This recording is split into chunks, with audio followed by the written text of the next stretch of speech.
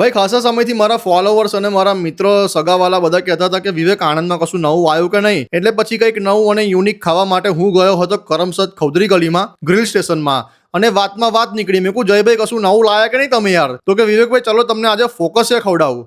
મેં કહું એ શું પાછું? તો કે સેન્ડવિચ જેવું જ હોય છે પણ આનો મેઇન કમાલ છે ને બ્રેડનું હોય છે. મેં કહું શું વાત છે? મેં કહું બનાવો. પછી અમને બનાવવાનું ચાલુ કર્યું. અલગ અલગ વેજીટેબલ્સ નાખ્યા, અલગ અલગ પ્રકારના સોસ એડ ઓન કર્યા, ચીઝથી લબાલબ બનાવ્યું અને પછી તેને ગ્રીલ કરીને ઉપરથી સરસ મજાની વેફર આપી અને ખાવાની તો હો શું વાત કહો તમને યાર. ખરેખર આ વસ્તુ આખા આણંદમાં કહીએ નહીં મળે તમને.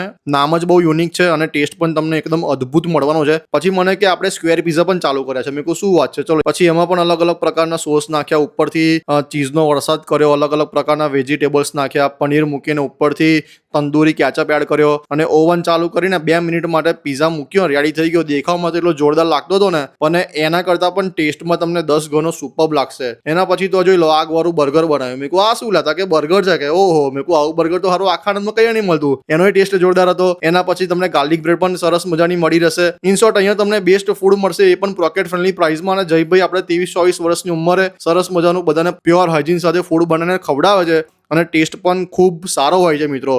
તો અચૂકથી વિઝિટ કરજો અને જયભાઈને સપોર્ટ કરજો.